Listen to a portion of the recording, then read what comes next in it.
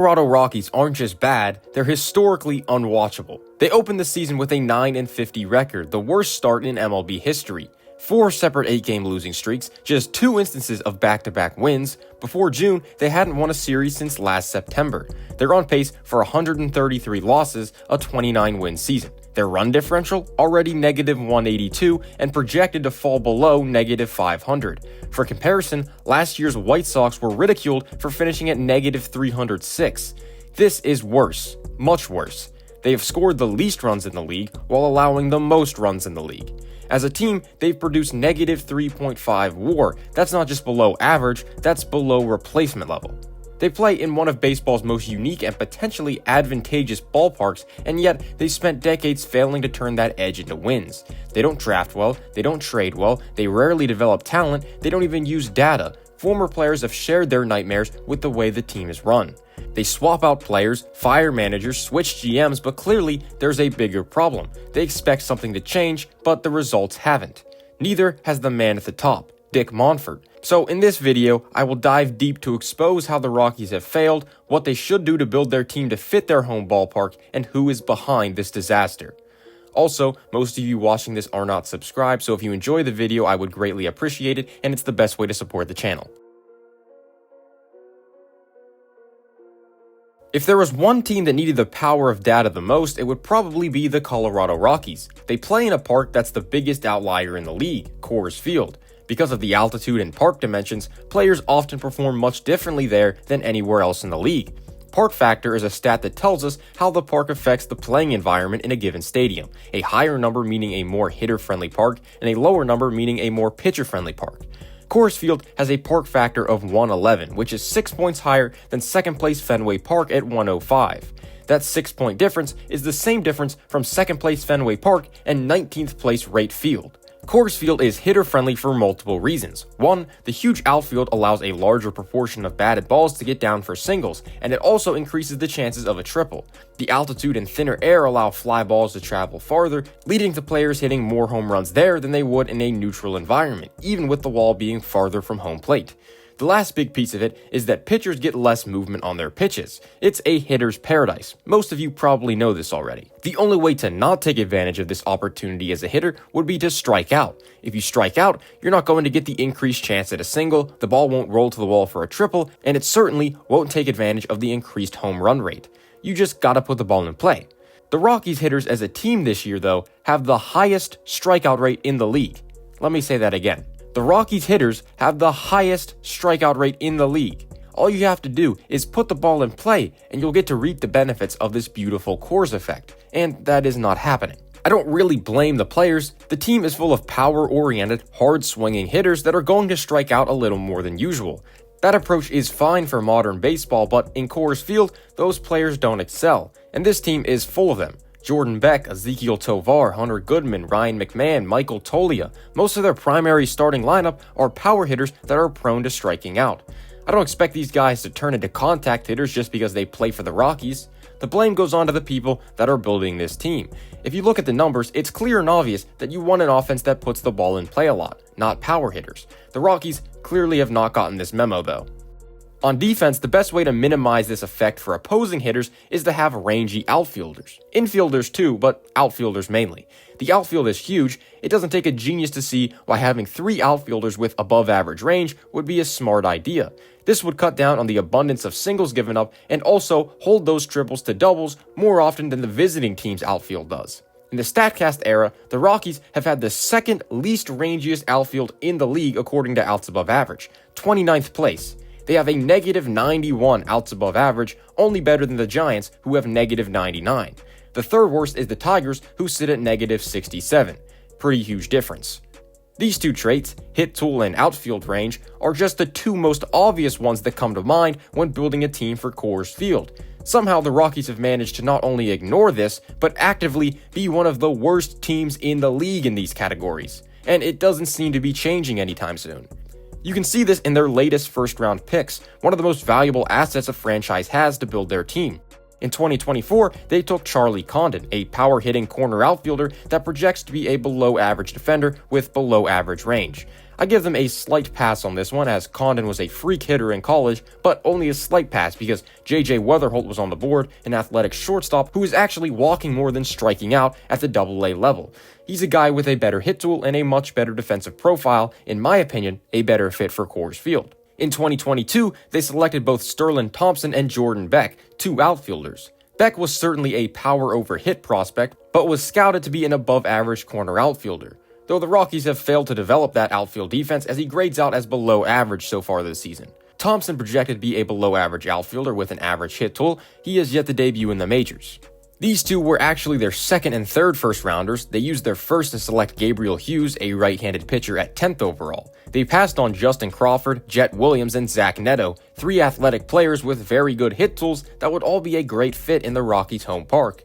We know how good Neto is, and Crawford and Williams are both on MLB Pipeline's top 100 list with great back-to-ball skills and project to be above average defenders. Hindsight is obviously 20/20, but if the front office sticks to this approach, they probably pick one of those players there. In 2021, they took Benny Montgomery. In 2020, they took Zach Veen. Both of these guys fit the rangy outfield mold, but they projected to be once again power over hit tool hitters. They aren't elite defenders in the sense where their offense doesn't matter either. We already saw Zach Veen in Coors Field earlier this year and it didn't go well. Michael Toglia was their 2019 first rounder, a power hitting first baseman, and he currently has the highest strikeout rate in the league, and it isn't really close. Something needs to change, but there's no change happening. Optimizing position players is pretty obvious for the Rockies. Optimizing a pitching staff is a puzzle that needs a little more thinking and a little more data. The Rockies' worst enemy, I guess. Of course, the Rockies couldn't do the easier puzzle, so obviously they've failed at this one too.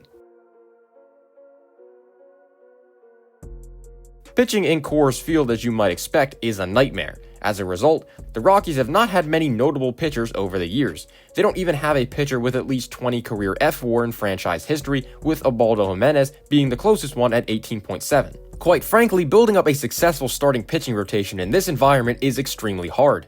Most of the run prevention focus when building this team should be on the defense, as we discussed previously. Though if you want to optimize the pitching staff, I think there's one route you have to take. That would involve breaking down the movement profile of pitchers. As I mentioned before, pitchers in Coors Field often get less movement on their pitches because of the weaker aerodynamic forces overall. The overall consensus is that they should load up on pitchers that throw splitters or gyro sliders, as they don't rely on spin to induce movement. They use gravity mostly to fool hitters. But those don't do much unless you have a good fastball to complement them. So really, the pitching analysis for me starts and ends with the fastball. The four-seam fastball does not fare well in Coors Field. IVB, or induced vertical break, is a metric that a lot of people bring up when talking about this pitch. Higher IVB means more of that rising effect that you want in a four-seam fastball. It essentially gives it more life than the velo might suggest. In Coors Field, every single Rockies pitcher this year has a lower average IVB on their four-seamers than they do on the road. Luis Peralta sees the lowest decrease at 1.9 inches, while Juan Mejia's fastball lost 4.4 inches of IVB when he stepped into Coors Field. You can see in this graph that higher IVB in general is associated with higher whiff rates on four-seam fastballs. This data is taken from 2025 unqualified starting pitcher four-seam fastballs. Unsurprisingly, a fastball with more vertical movement is swung at and missed more often than one that has less vertical movement in general. It also cuts down on horizontal movement, although a little less. Only one Rockies pitcher this year has gotten more horizontal movement on a four-seam fastball at home. Every other pitcher loses some horizontal break on their fastball. Fastballs from Rockies pitchers this year have a .382 batting average against at home compared to a .294 on the road, a .576 slugging percentage at home versus a .523 on the road. They have a lower whiff rate at home, while the hard hit rate and barrel rate are the opposite. The quality of contact on four-seam fastballs is not really changing, but the quantity of contact certainly is, which in Coors Field is not going to play well for the Rockies. Four-seam fastballs that can pass in Coors Field are with pitchers that have high velocity or plus extension. Pitchers who throw the ball hard and get down the mound farther will not be as affected since these attributes don't decrease in Coors. Perceived velocity is almost a full mile per hour harder in Coors because of the conditions. Also in this category are pitchers with low release point. This will lead to flatter VAAs or vertical approach angles, which will make fastballs harder to hit. This, once again, is not affected by the Coors environment. An example of a four-seam fastball that wouldn't play well in Coors is Ryan Pepiot's. He throws his fastball below 95 miles per hour, but it has an insane IVB of 19.5 inches, making it hard to get on top of, especially when located at the top of the zone. This IVB would be shrunk down to around league average if he played in Coors Field. In fact, he did pitch in Coors Field in 2024, and in that start, his IVB was down to a much less threatening 15.1 inches. A flattered, below 95 mph fastball is not a recipe for success. A fastball that would work well in Coors comes off the right arm of Bryan Woo. Woo has an above-average extension and above-average velocity on his four-seam fastball this year. This means it's going to be quicker to the plate than Pepiot's fastball. He also has one of the lowest vertical approach angles in the league, which allows his fastball to play well despite it having a pedestrian movement profile. Unfortunately for the Rockies, Bryan Woo's don't grow on trees, and I don't think the Mariners will be giving him up anytime soon. There aren't many starting pitchers in general that fit this mold. It is for that reason why I think the Rockies should focus more on the bullpen. You can find guys that run it up velocity-wise in the pen at a much higher rate than starters. The Rockies have had a few bullpen arms put together successful seasons recently. Adam Ottavino, Daniel Bard, and Justin Lawrence, just to name a few. These guys didn't rely on fastballs with high IVB, they all had low release points and either had good velocity, good extension, or both. I would focus more on the bullpen in Colorado, though I do see a lot of potential in Chase Dollander as his fastball comes out a low release point and is thrown very hard. We'll see if the Rockies can develop him, as they don't really have that good reputation for doing that in the past, and it's probably because the way their organization is run. In an anonymous poll done by The Athletic, a former Rockies pitcher described his time in Colorado as like going back to the Stone Age. That's not that unsurprising, as they only had one person assigned to their analytics department in 2020. As I've been alluding to this whole video, they don't really use modern technology to improve the team. Dan Szymborski called them a 1985 front office. In 2023, they supposedly had a 12-person team in the research and development department, which is still very small. You're already paying players every year over $100 million, but you can't spare a few extra million to take advantage of the data so they can improve? A former Rockies reliever, Yency Almonte, eventually made his way to the division rival Los Angeles Dodgers, a much better run organization. The Dodgers asked how familiar Almonte was with True Media, a company that works with big league clubs to utilize StatCast data in breaking down players' arsenals. Almonte didn't know what they were talking about. He hadn't heard about the tool in Colorado. Jeff Hoffman had a similar story, and said this once his career took off in Philadelphia. In Colorado, we didn't have an analytics department. I'm not even sure if they have one right now, judging by how everything's going there. Players almost unanimously are behind the new technology and data that is available to them today. In a poll from The Athletic in 2024, that result was pretty clear. Adding on to all of this I already talked about, they also have repeatedly made bad moves in free agency and in trades. They traded Nolan Arenado away for essentially nothing, and they're still paying for a portion of his contract. They signed Chris Bryant and Ian Desmond to disastrous deals, with the Chris Bryant one hampering the team's payroll as we speak. It's safe to say it's not a good operation, and it all points back to the top. The Rockies haven't been good at much. They haven't built their team to fit their park, they haven't drafted well, they haven't signed free agents well, they haven't traded well, and they don't use the data that's available to help this process.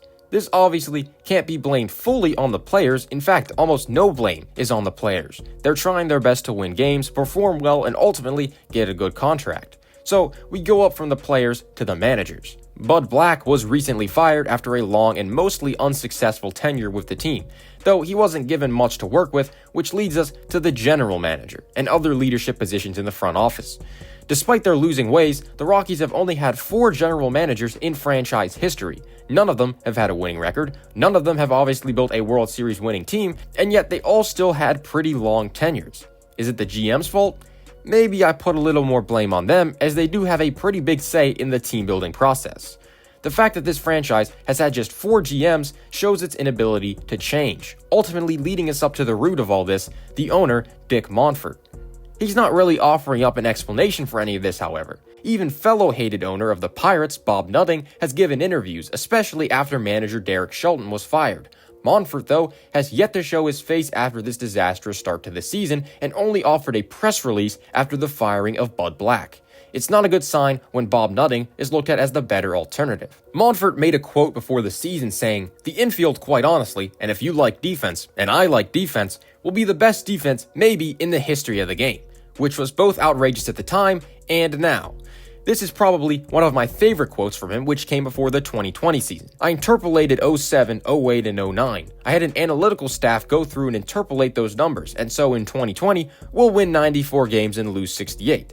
This was before COVID ruined the 2020 season, and the Rockies were coming off an awful 2019, but Monfort interpolated 94 wins, whatever that means." Now though, in the midst of this disaster, he's not offering up any quotes.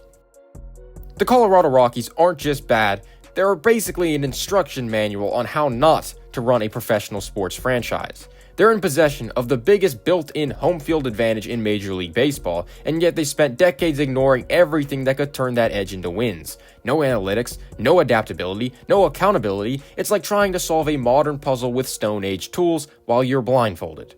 They failed at drafting, failed at development, failed at roster construction, failed at free agency, and failed at something as basic as putting the ball in play in the most hitter-friendly environment the sport has ever known. Coors Field isn't just a ballpark, it's a cheat code waiting to be used, and the Rockies have been pressing all of the wrong buttons.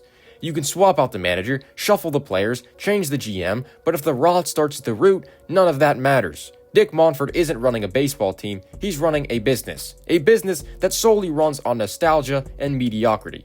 And while the rest of baseball evolves, the Rockies stay the same, always losing and never learning.